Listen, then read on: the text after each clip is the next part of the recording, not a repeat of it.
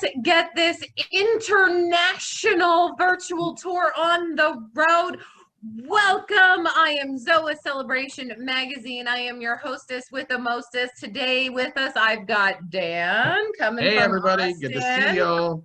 And the rarely seen incognito SJ is here all the way from Norway. Yay! Everybody. SJ is here to give us a tour of her beautiful hometown in Stavanger, Norway. And I probably mispronounced that, but she's going to tell us how it's said. And please feel free, if you have questions during the event, you can put those into the chat and we will get to those as we go throughout. Dan, are we going to mute everyone today? Just about to say that, guys. I'm going to mute everybody in the room, so please do not unmute yourself so everybody can hear SJ and see the tour. All right, I'm going to mute now. I'm muting now, and SJ and Zoe, please unmute yourselves. One last thing I want to let everybody know, SJ is going to be doing part of her presentation talking about a tour that she pre-filmed, so please do forgive us because of internet and bandwidth. Sometimes the video can look a little funny, but I promise you'll get to see everything, but there is nothing that we can do on our end to control it, and believe me, we've tested this a million times and we've tried. So all right, SJ, take it away. The floor is yours. Let's go to Norway. Fantastic. Okay, so first let me just check that I have sharing ability. If someone could give me sharing ability, that would be SJ, great. go ahead. Thank you. Okay, great. So before I'm going to start sharing the screen, I'm just going to introduce myself because many of you do know me but haven't seen my face. And many of you do not know me and still haven't seen my face. So I am SJ and I am the social media of Celebration. So any posts that you see on Facebook or Instagram, Twitter, that is me. I have fun with you over there. We have a lot of interactive posts and we have a lot of informative posts going out, and also with our sponsored advertisers, we have a lot of fun content on there too. And I'm also the person that is doing the emails. So on Sundays, on Wednesdays, Tuesdays, Thursdays, or whenever you get an email, that is probably going to be coming from me, which is really cool. I'm really enjoying doing those. So that's a lot of fun. So during this pandemic, obviously we all can't travel. And we were thinking about what we could do to kind of keep everybody sane. And one of the things that we thought about was doing virtual tours. So we've been contacted loads of museums, zoos, and as you've been a part of many of them, we have been doing very well with getting collaborations with those facilities. Now, I wanted to do something on my end, and I wanted to give you a little tour of Norway. Norway, to me, is such a special place, and I just think that it's so different to America, and it's so different to Texas. I just think that it's just going to be a wonderful time for you to be able to explore it with me. We have recorded this video for you, so like So said, it may jolt, but bear with me because it's still so very beautiful and you won't be disappointed. It's really good. So I'm going to start the screen share and then we are going to begin our tour of Norway. Is everybody ready? I know that you're all on mute, but in your muteness, everybody shout, yeah, yeah, because that's yes for yes. Yeah is yes for yeah. Okay, so we are going to start. So I want to welcome you all. I'm going to move my mouse down so that it will remove that. There we go. I want to welcome you all to my current home, Stavanga in Norway. And this is a beautiful, beautiful place. Stavanger is actually the 4th largest city in Norway, believe it or not. And Stavanger is famous for many of things, in which we will discuss in this video. But I wanted to start off with one of the most famous parts of Stavanger, which is called Gammelbyen. And this is also known as Old Town. So Old Town is home of about 173 little wooden houses. As you can see, they're all different sizes, and most of them are white. The houses, they were built in the late 18th century and the early 19th century. Most of them, like I've just said, are little white cottages, and they're all different sizes. Any that you see that are different colors are more likely going to be art galleries or doctor offices or foot therapists or little merchandise stores, just so that you can differentiate them from people's houses. Most of these houses were made out of and are made out of pine wood. And apparently that's high in resin, so that acts as a preservative, so that it doesn't rot. And of course, in Norway, we have a lot of rain. Well, in Stavanger, it's known for having so much rain. No sunshine. So for the last week of sunshine, it has really shocked me. But we have to have our houses to be protected to make sure that they don't rot and that they are in good condition to live in. Stavanger actually received about several awards for its efforts to preserve this part of Stavanger. In 2008, Stavanger was named Capital of Culture, which I thought was pretty cool because at that same year, Liverpool in England was also named Capital of Culture. And if you guys didn't know this, I was actually born in England, Liverpool. So I am from the home of the Beatles, or the Premier League football winning team, if we have any fans here, which you all should be. And if you're not, what is this? But anyway, yes. So I thought it was really cool because at that time when I was 2008, I didn't even know about Stavanger. So having the history of both of them collaborating for culture, I think that's pretty cool to see. So even though you see all of these beautiful white houses, after World War II, they were actually going to tear them all down. They were going to build a more structured place and a more safer place for people to live. You've just seen a guy on a unicycle, and I wanted to mention that because when I was walking through this city and trying my best to keep stable, it was really difficult because you can see the floors are all cobbled. And then I saw this guy just casually riding on a unicycle, and I thought, that man has skills. That man will never be me. But anyway, you can see these beautiful, beautiful houses. And like I said, after World War II, they were actually going to tear them all down and make more structural ones. One person complained and said, nope, we want to preserve this. And here we have today, Gammal Byen, Old Stavanger. The cool thing about Old Stavanger is that it's looked after mostly by the commune. So I guess for you, it's your version of the HOA, the Homeowners Society. So everything is always kept clean and tidy. And that's really cool when it comes to living there or owning a house. The houses may be old, but they are looked after extremely well. And they're not cheap. These houses are not cheap whatsoever. A typical house in Norway, one of these ones in Gammal Byen, maybe a 2-bed, 2-bed, 1 bathroom. It's probably going to cost 2 to 4 million kroner, which is going to translate to being 200,000 or $400,000.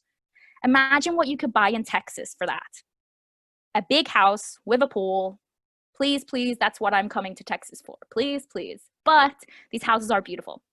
So that's okay. I actually rented a house in Stavanger for about $1,500 a month. And although I loved living there, during the summer times, the incoming cruises would wake me up at 5 a.m. So I was always up really early. Now, a lot of these houses don't have gardens, but the ones that do, it talks for itself. Look at how beautiful this is. I'm just going to let you enjoy this because it's, to me, I love walking past it because that's just so beautiful. Look at that. Who wants a garden like this? You probably all have gardens like this. I remember when Dallas Arboretum gave us a tour and everybody knew so much about their plants. And I was like, I need a garden. So like I said before, I used to live in Old Stavanger. And I was woken up on the summer times by all the cruise ships coming in. And there was a couple of times actually that I forgot to lock my door. And tourists did try and come in and take a sneaky peek, which was never fun when you just got out the shower. But it's okay, because I think when you live here, you kind of, that's like the thing you've got to kind of like make life with. You just like, well, it's a touristic place, so people are going to come and sit down, take beautiful photos, because it is a beautiful place. And a lot of these houses are really old and have a lot of history. So earlier I said that the houses were made out of pine wood. And I just wanted to show you a little bit of a house that's being reconstructed, which I thought was really cool. As you can see, we're going to take a little bit of a look and look at the wood. And this house has really been having to take apart. It is so old and the wood is so deteriorated. I know that's going to be an expensive job, but it's just really cool to see.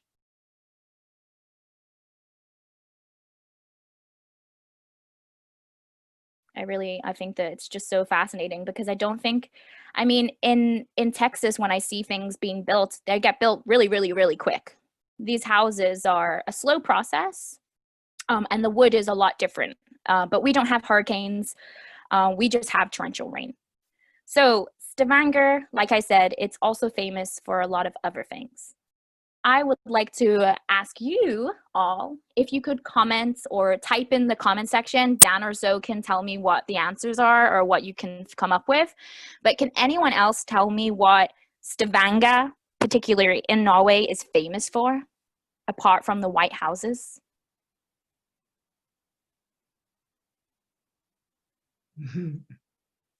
That giggle made me giggle. So Sorry. what is some of the answers? Oh, no, right now, it just Carla McCullough, hey Carla, said so very clean, and my Joan Burt said fish.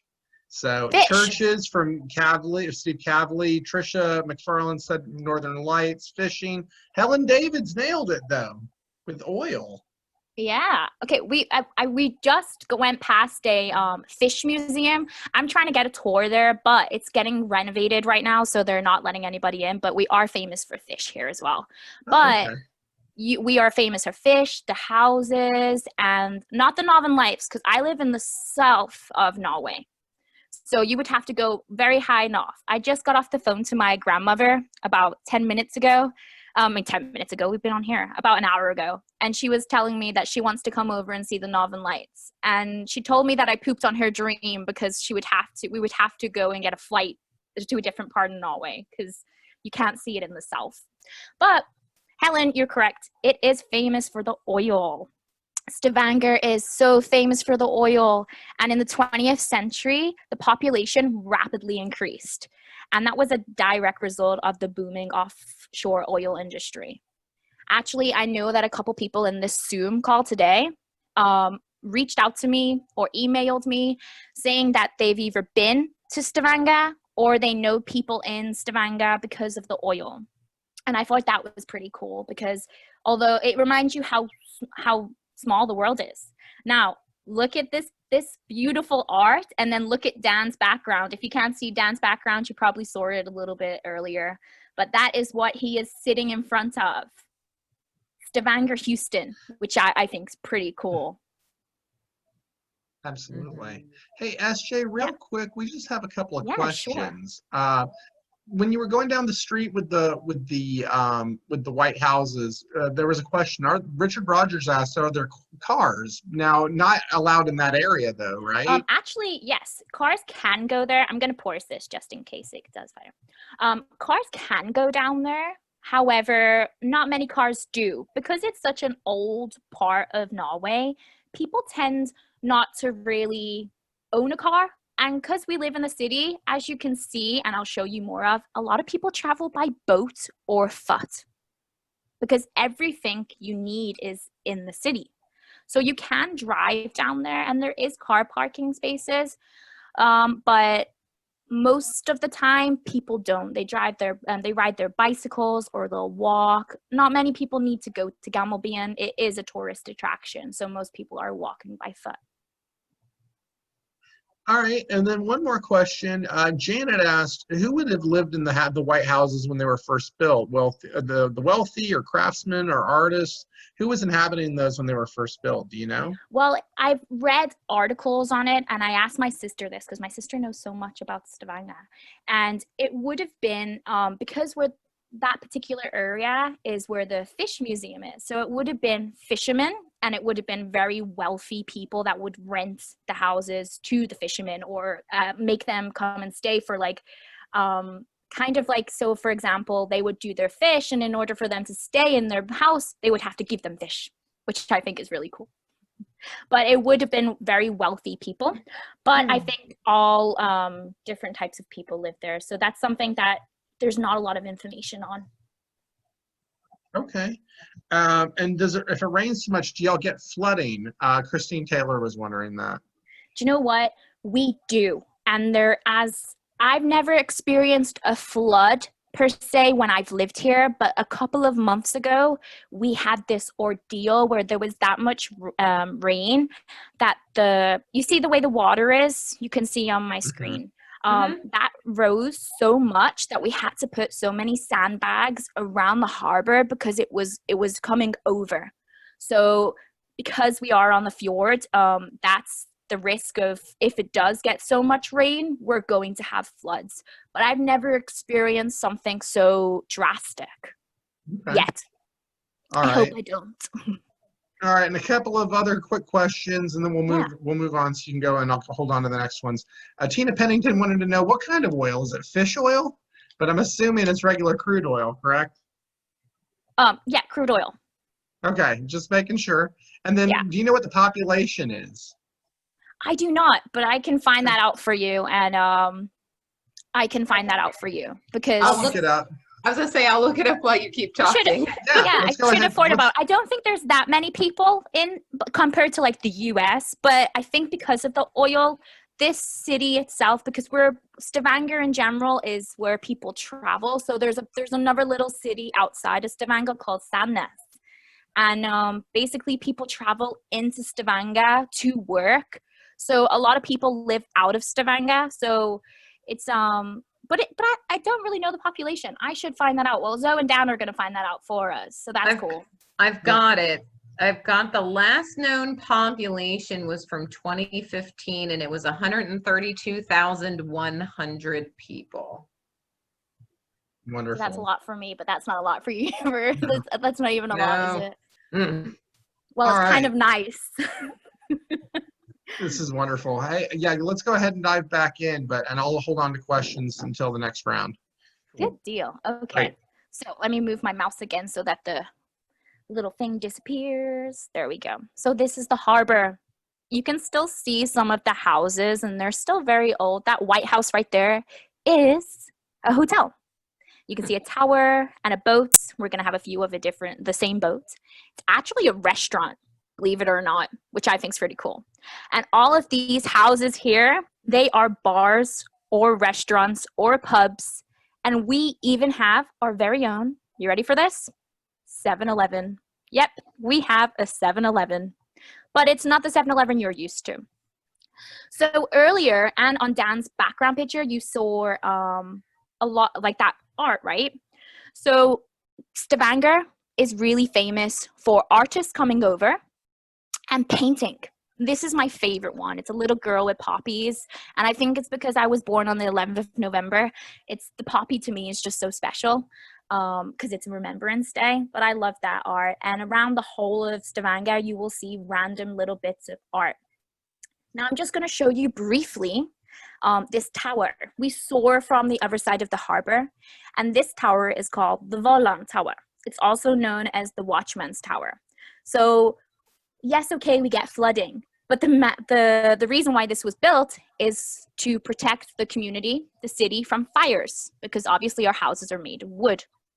And their job was literally in the 1850s was just to make sure that nothing was set on fire. Now we're going to approach my favorite street in Stavanger. Look at this. This is beautiful. So this is called Olva Holmengata. And it's also known as the Colorful Street.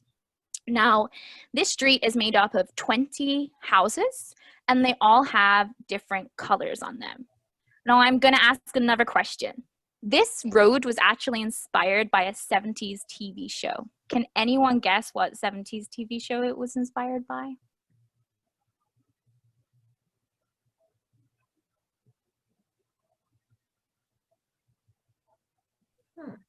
If you want to take a guess, put it in the chat.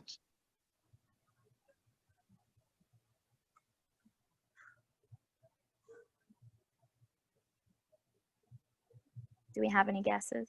A couple people have said Cheers.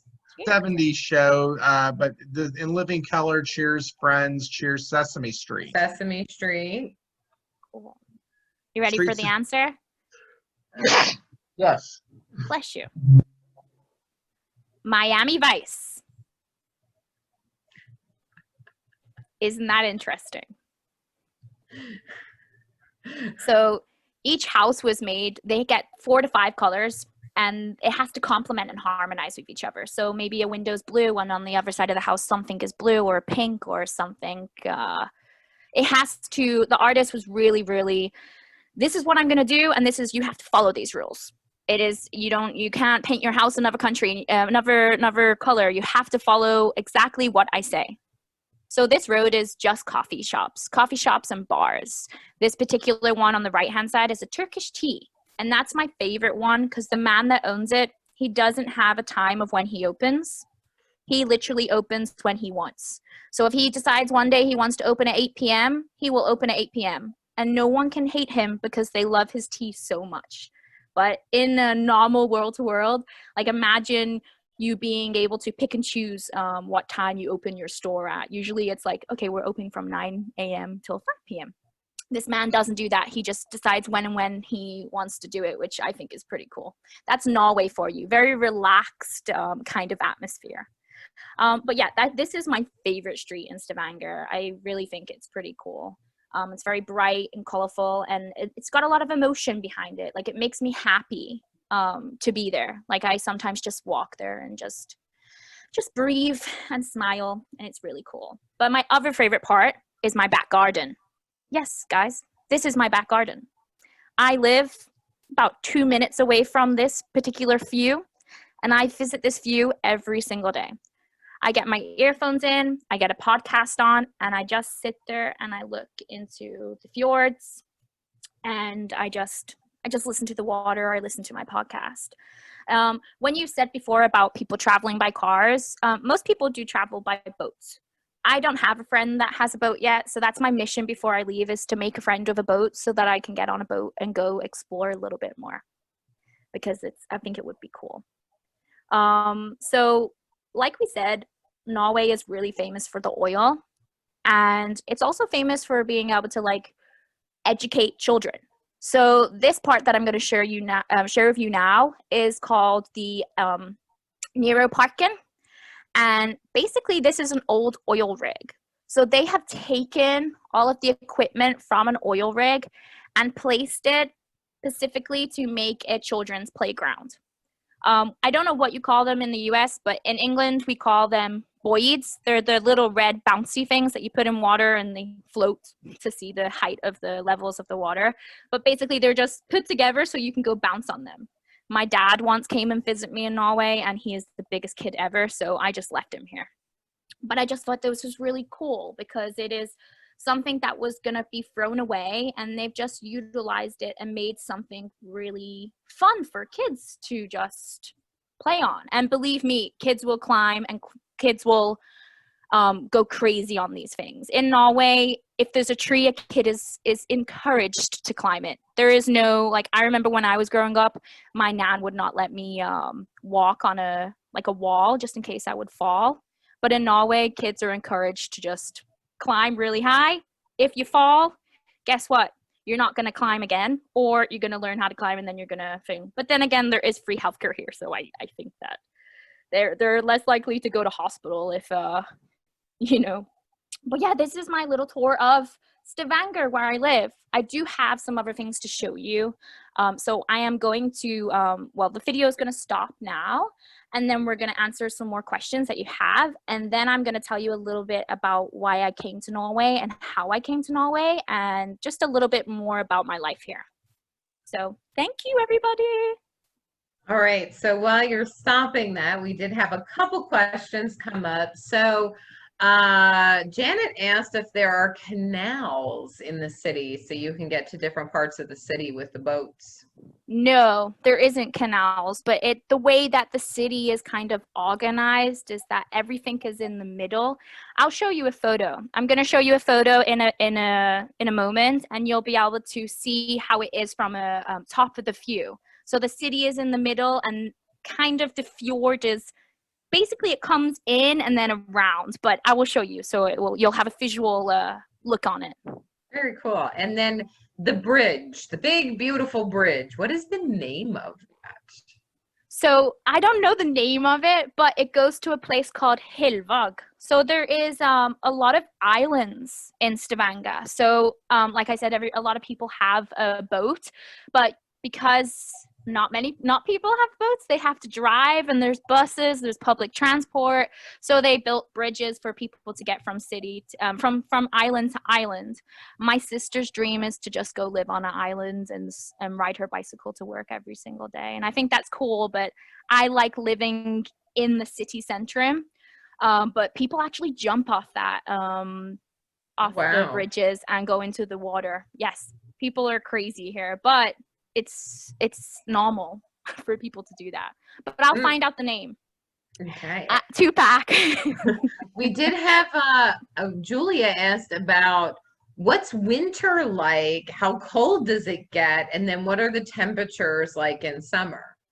Okay, so so in Stavanger, I would say that it doesn't snow, but Norwegians are known to be they come out the womb with skis. That's kind of the terminology that they use. They're known as snow kids. So they learn how to ski, they go into the mountains, and parts of Norway can get really cold. It can be, I don't really know Fahrenheit, Celsius, but it can be, I guess, here about -4. So what would that be for you guys? -4 Celsius? That's pretty darn cold. 32, yeah. Less than, I mean, obviously it's less than freezing, so you're probably looking at the 20s. Yeah, it gets really cold, and because like we have a heater here, like the houses aren't really insulated. They're insulated, but we don't have like heating systems, but we do have, like, this is a great thing. I don't know any house that has it in Texas, because I will probably have it when I come to Texas. Heated floors in your bathrooms. Yes. Now, that's delightful. Not even if it's like too warm or too cold, but to get out the shower and step on a warm floor, that is great. But it doesn't get that hot. I mean, it's crazy to say, like, this last week has been really hot here in Stavanger, and it's made me question everything. I'm like, this is not, if I can't handle this, how can I handle moving to Texas? Because Texas right now is in the hundreds, and that's crazy. I have a box fan, and I'm utilizing it very well. You have heated floors. Well, Mike, that's great. Good for you. Yeah, make sure I didn't miss anything. How much wondering how, oh, go ahead. I was just gonna say, Brenda was asking, how much outside light do you get there? Okay, so we were talking about this earlier, like, because it's been so light lately, it probably gets light about 5 a.m. and it gets dark around, usually for me it gets dark around 6 p.m. But different parts of Norway are different. We talked about some parts of Norway never see daylight, and some parts of Norway never see darkness. Depends really where you are. I'm in the southern part of Norway, so it's pretty much, I relate Stavanger to being Liverpool, England. It's pretty similar to England. Awesome. And then let's see. They offer ferry and boat tours for tourists? They do. So this is basically how Stavanger, one of the ways that Stavanger makes their money. I'm going to, in a second, show you 2 of the hikes that I've been on that people can take tours through the fjord and see it from a different angle. And we have a beautiful island that just has flowers on called Ferry. And we have a cruise that goes through the fjords to a place called Prickestown and somewhere called Chirag, which I will show you photos of. I do have a PowerPoint for those, so you'll get to see those too, because I couldn't really go on those ones, but I still wanted to show you. Right. Dan, did you see anything else that I missed? Yes, Jan wanted to know about the healthcare. How good is it? Oh, it's really good. Like I would say, you know what, and this is not a bias thing, because like last year I was in Texas and I was with my grandfather who had to be in a lot of it was in hospital a lot, and you pay, but you pay. Like it's really, for me, the treatment that he had was worth the money, and I was super grateful for that. Here it's good, but it's just an average. I mean, I went there to get a toe surgery once, and they said to me, it's a good job we're not, they said this in Norwegian because I spoke to them in English. They said, it's a good job we're not in another country because we'd be sued. So it's it's kind of it's okay. But we say it's free, but we have to kind of talk about, like, taxes here are really high. So the minimum wage for a 16-year-old is around $17 an hour.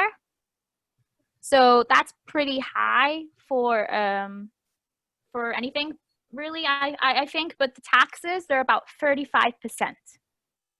And if you earn a certain more, like if you do a certain amount of hours, you're getting taxed 50%. So we say it's free, but we are paying high taxes. Therefore, it's not free. So that's your, like, that I always like to say, because it's not free as in, like, we're not doing anything for it. Brenda Etheridge asked, what is the VAT? Like taxes? Is that? I have no idea. Like taxes on things, like when you pay? Value added tax. Value added tax? I'm unsure. I'm not 100. I'm not 110. I'm unsure about that, so I couldn't give you a correct answer. But I do know if you go to the pub, the bar, and you buy a beer, it's gonna cost you $15. Oh. It was value added tax, is what she was asking. So Yeah. okay, so that falls in line. Okay, great. All $15 right. for a beer. Wow, that's an expensive beer. That's a It is very expensive. expensive beer. Must be an But amazing you have beer. to forget for about it. $15. You kind of just have to switch Yep. off. Fair enough. Yeah. All right, this is great. Well, we're out of questions for right now. Do you want to show the presentation portion? Okay, cool. Awesome. So, like I said earlier, I am from England, Liverpool. So I am from the home of the Beatles. And I wanted to explain a little bit on how I came to Norway and how it all started, because I think that's sometimes really cool to get to know a person. And I mean, a lot of people don't know where I come from, so I think it's cool for me to say that too. So I come from England, Liverpool, and I'm going to show you a picture of the house that I used to live in England. It's not a house, don't worry. It's not all mine. It is a bunch of flats that I used to live. And before I lived here, I was going to move in with a guy, and I didn't know this person. Basically, in university it was, you kind of got put with certain people and you didn't know them. And I didn't want to kind of just be like, okay, well, we're just going to live together. I wanted to get to know this person. I wanted to know that this person was cool and that I could live with this person. So we started talking, and we were thinking back and forth, and we were talking about summer plans. And for some reason, we started talking about bike rides. And I said, you know what? I've always wanted to bike ride across the country. And he said, me too. I'm really good at bikes. Let's do it. So I said, okay, cool. Where do you want to go? And he said, well, I've always wanted to do Estonia to Russia because I've heard that it's a really good view. So at that time, I was like, cool. I was pretty cool. I was like, I could do anything. I was a little daredevil. So I was like, let's do it. I had no experience in riding a bike. I was like up for fun. And I was up for the fact that if I was going to live with this guy for the next year, I wanted to get to know him. And we decided to, hold on one second. We decided to ride our bicycles from Estonia to Russia, to Moscow. Now, we started in Finland and we took a boat over to Estonia, and it took us about 6 days. I know, 6 days. I was really proud of myself to get to Moscow. It took us 4 days to get to the border called Nova, but we had to get like a visa in order to go to Moscow. So we had to do all of that, and it took us 6 days in total. We went through torrential rain and crazy heat. It was incredible. I do not want to think about that trip. It was a scary experience, but I still got to do crazy things like walk on a waterfall. I wish I would have got this photo viewing outwards, because then you would say, SJ, what are you doing? You're so stupid. Why would you walk on a waterfall? Because I look at this photo and I think to myself too, SJ, why would you walk on a waterfall? But like I said, I was a bit crazy a couple of years ago, and this is type of stuff that I would do. Now, I had about 20 kilo on my back whilst riding, and like I said, we rode in heat and rain, and it was a lot of hard work. But here I am in my little bicycle gear, and yeah, it was a lot of fun. And after this bike ride, I wanted to explore more. I was in Europe, so I was like, let's just go explore. So we went to Latvia, Lithuania, Ukraine, Poland, Czech Republic. Czech Republic is a really cool place. If you ever have the opportunity to go to Czech Republic, it is cool.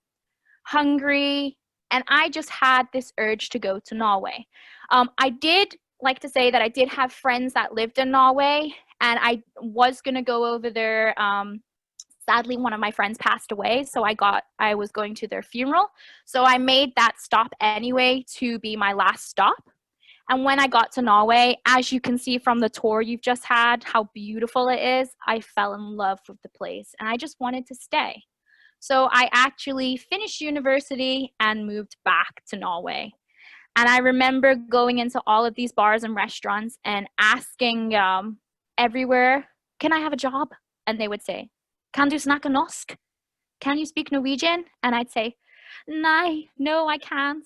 And I would go into every single bar and they would say exactly the same thing. I got fed up of that answer. So I said to them, you know what? If I can't speak Norwegian in 2 months, then you don't have to pay me. Just let me keep my tips. And I thought to myself, well, tips are pretty good in England. Tips are pretty good in the States, right? When you work in hospitality. So I thought in Norway, they'll be amazing. Nope. Nobody tips in Norway because the wage is so high. So I had to work hard. So all the old people would come in and they would speak to me in Norwegian. So I can snakke norsk nå. And I think that was really cool because the person that I worked for became one of my closest friends. And it was an expat bar for all the oil expats. People would come over and work. And I actually ended up buying shares into the company. And then there was a year where there was a decrease in sales and a lot of these expats lost their jobs and they had to go home. So I sold my shares and I was really blessed to be able to bring my sister over to Norway, my twin sister. And she always had a dream that she would own a coffee shop. So she owns a coffee shop in Norway, which I will show you a little bit later. But we did talk about Prickestown and all of these little explores and tours that you can do in Stavanga. And there is some hikes, and one of them is called Prickestown. Basically, you can get on a boat and it will take you to the bottom of it so that you can see the top. And this is what it looks like. I know the photo is a little bit bad. I'm sorry for that, but I just wanted to explain that this is a cliff and it comes out, and this is super like popular here. It's about 604 meters from the ground. So I think that's around like just less than 2,000 feet, I guess, translated wise, 2,000 feet. Do you go from feet? Hello? Yes, Can we use everyone hear me? feet here. Yes, we can hear Okay, you, good. SJ. Good deal. Okay, so it's pretty high off the ground. But you can travel by boat and you can see this. Now, hiking up it is a different story because it is beautiful up there. You can see the mountains and the fjords. I mean, come on. Like, even though this photo isn't that good, this is a beautiful scenic view. Like, that's amazing. I love that so much. It's so cool. And then you see what it looks like on the top. So many people go and stand on it. And so many people are taking photos and trying, like sitting on the end. And, you know, I like walking on waterfalls. So you do know that I went and got and sat on the end of that and got a photo, which I think's, I look like a little gnome. And the next one I'm going to show you is a hike called Shirag. Now, this one scares me a bit. This is a boulder between two rocks. Mother Nature, what's going on? I have no idea how that is still there. The amount of people that try and walk on this is ridiculous. Now, this is 1,110 meters off the ground. So that's equivalent to 3,642 feet above water. If you are falling off that, you're not going to make it alive. Like, that's crazy. And it's famous for people sitting on it.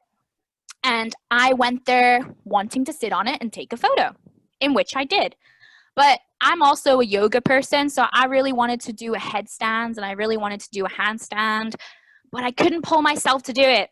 But I did sit on it. And Dan, you'll love this top, because this top, it says, "Keep Austin Weird." It's my Texas top. That's very cool. So a little bit of Austin has been in on this rock. That's fantastic.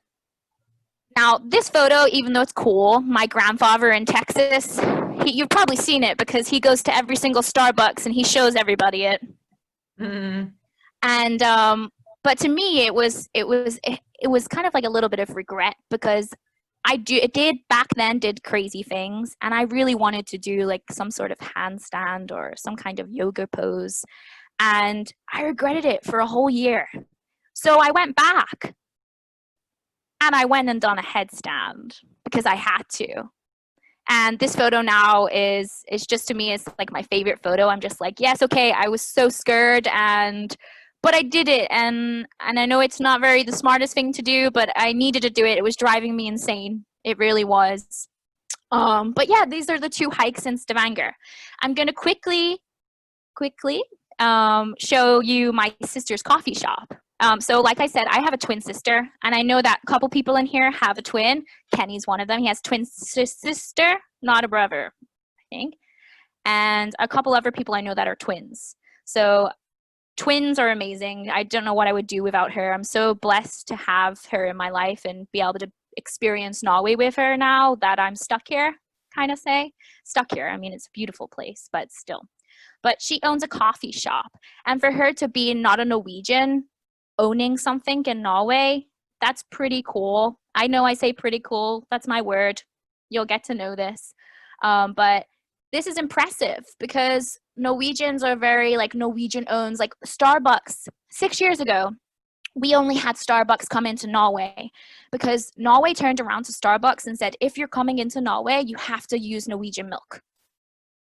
We didn't have a Domino's till a year ago. We didn't have any importation from different food stores for a long time because Norwegians like to keep it Norwegian. They like to not import a lot of things. And it's the same with businesses. A lot of businesses are Norwegian ran. So for my sister to come here and own a business, it's pretty badass. I'm so proud of her. But this is her coffee shop. And it's really cool. It's so not Norwegian. It's very hipster. It's very, I would say it was like, this time last year she was in Dallas and she would go to Deep Ellum, I think that's what it's called, and she would go to all of the places there and draw inspiration from all of these cool places, and she drew up what she wanted. And they have like boards of food and pesto and hummus, and they really know how to make it. They make like blueberry scones, sweet potato brownies, ginger shots, wraps, salads. So it's like a healthy, alternative, flexitarian kind of coffee shop. And this is the outside. But yeah, and the second to last, third to last photo, I showed you my house at the very beginning. I wanted to show you my house now. So this is my house. It's not in Gammelbyen, but it is seconds away from, you can see the bridge at the end of the road. And it is just as famous as Gammelbyen. There's actually a neighbor across the street. He converted his basement into a bakery, and he makes sourdough bread in his bakery. And I don't have tourists knocking on my door or coming in my house anymore, but I do sometimes open my door up to fresh bread in the morning, which I think is 10 times better, to be honest. And there's my twin sister. We look so much alike, don't we? And someone asked before about how Norway is situated. So I wanted to give you a bird's eye view. So as you can see, the city, and then there's ponds and there's water and there's a bridge going to different parts of the islands. So it's pretty easy to get to different parts of the city without having to get a boat, and just commuting by bicycle or by car. But yeah, I hope you all enjoyed that tour of Norway.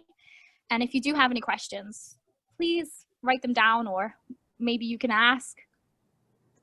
Real quick, you said that your sister drew influence from the artwork she saw in Deep Ellum. The walls there are a striking resemblance to Cafe Brazil down in Deep Ellum. Really? No, absolutely. Certainly. Yeah, that is very Cafe Brazil. So as soon as I saw that, I thought that's what it looked like. And when you said that, I was like, gotcha. I love all this because, when my sister was when she was in Texas, she was looking after my grandfather.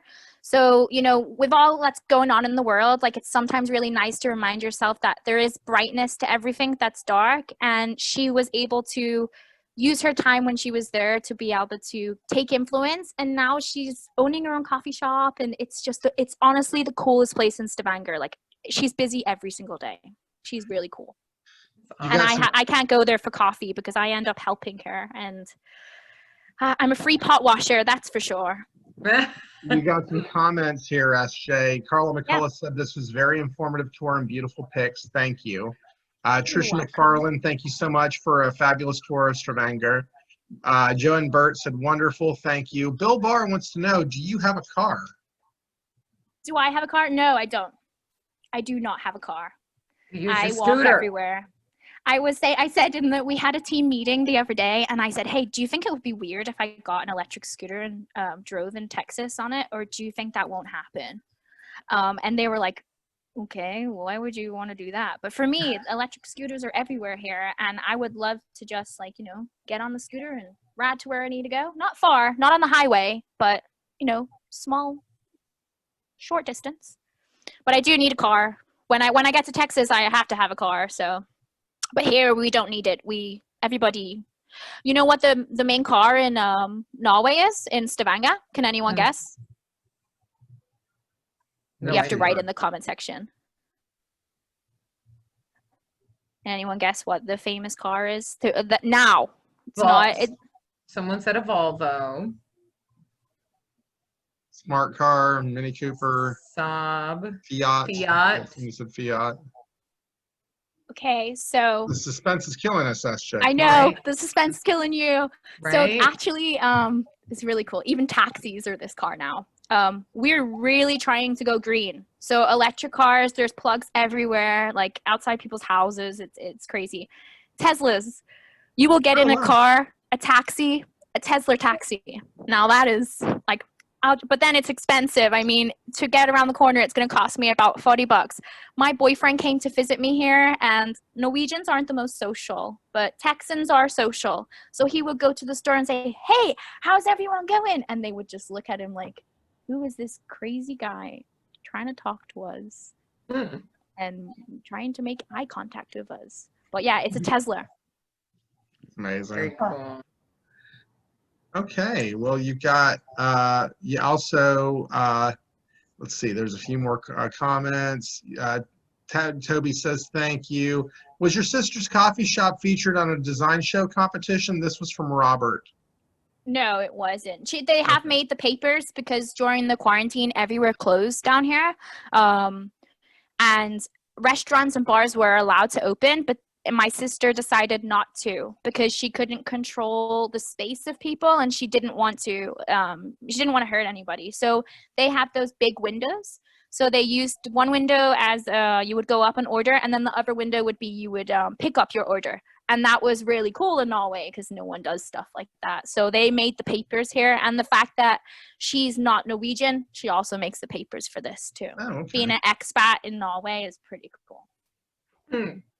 Well, this is fantastic. Yes. I'm Yes, gonna it is. stop the share so that I can see everybody. I'm gonna go ahead and ask everyone to unmute, and so we can guys, thank y'all so much for being here. And why don't we give SJ a hand? Thank you so much. I'm not the best at giving talks, so I sweated a little. Great. Great job. Wonderful tour. Good job. Wonderful. Wonderful. We want to go visit. Yeah, everybody, round of applause one more time, guys. Round of applause.